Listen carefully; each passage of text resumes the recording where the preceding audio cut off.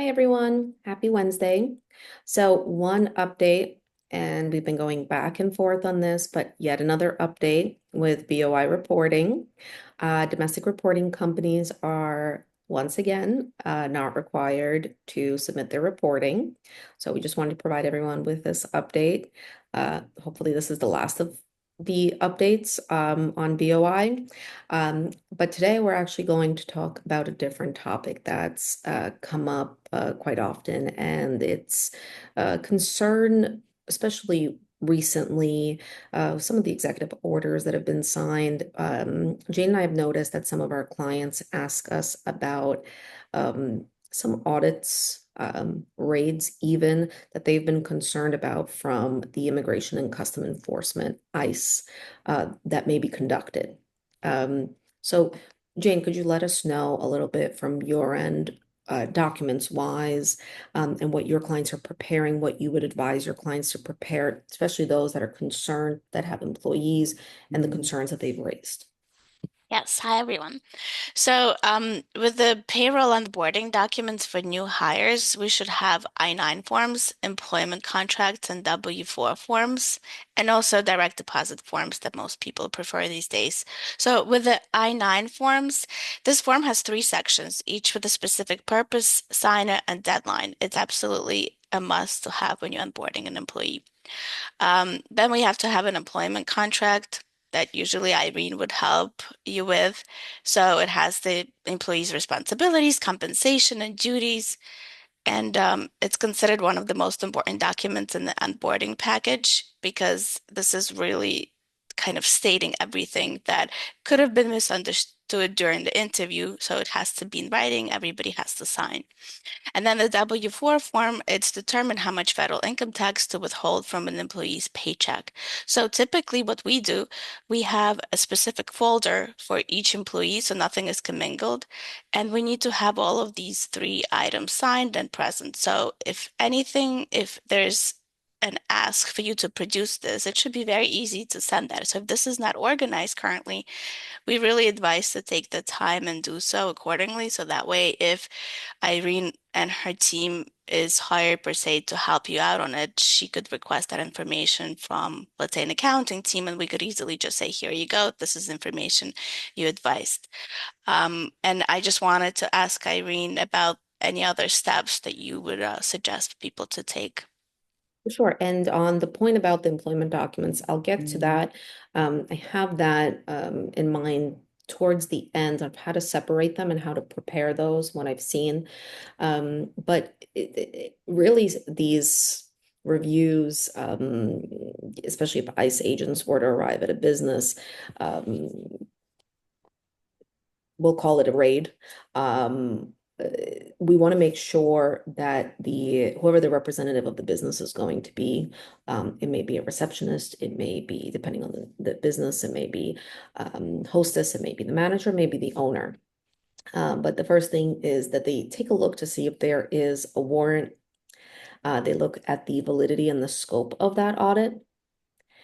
They may ask if they were to come in and an employee does allow them to come in, they may ask questions, they may ask to review documents, and it's definitely crucial that such key employees, like again, receptionists, security personnel, that they're trained on how to respond, both to the document demands and that they're trained also how to respond to any questions that may come up. And if there's necessary to designate a point of contact, um, even if that individual already has, whether it's an office manager and they already have certain other duties, just to make sure that they're the point of contact and that the front-facing initial communicating person is aware that they're the point of contact here. And of course, I always recommend that if someone does come in, especially if there is a warrant, please make sure that they're advising their legal team right away. Employees aren't obligated to answer any of the questions of the agents. They can remain silent, even if it's the owner. They can also say that they would like legal representation before answering any questions. However, employers, and this is really important, so our clients, business owners, employers, they're not allowed to tell their employees to withhold cooperation. So they could say that you don't have to, you could say you'd like to speak with an attorney, but you cannot directly tell them to not cooperate. Um, and so we're talking about someone coming in and an agent coming in. Another alternative is that a notice of inspection NOI is issued. And if it's issued, it requires the employer to provide the I-9 forms and any other related documents. And typically, what we've seen in the past is a three business day turnaround time to get those back.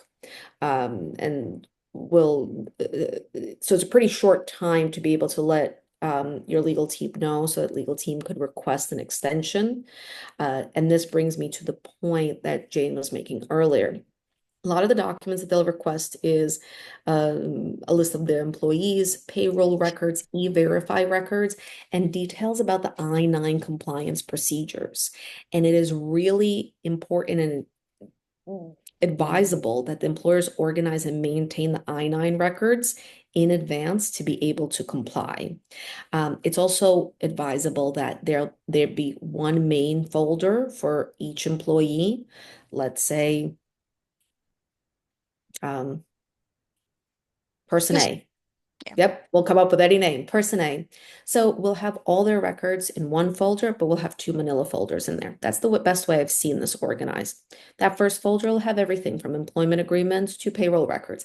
That second folder will have everything for I-9 because the turnaround time on completion and compliance will be so short. Even if we do obtain that extension, it still will just be quite a few days. So we want to make sure that we can turn this around right away. I also mentioned having a policy in place is really important. So that's something to look into beforehand. They always ask, what is the policy for running these verifications?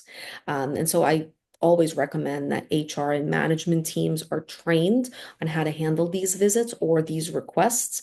And I do strongly recommend that there be a response plan developed in accordance with a possible request that could come in. We are seeing more and more of these, and so we're seeing more and more concerns from our clients. And as always, if there are any questions or any concerns, or even if you have received this NOI, please feel free to reach out to Jane or myself, and we'll be happy to help. Thanks, Irene. This was very helpful.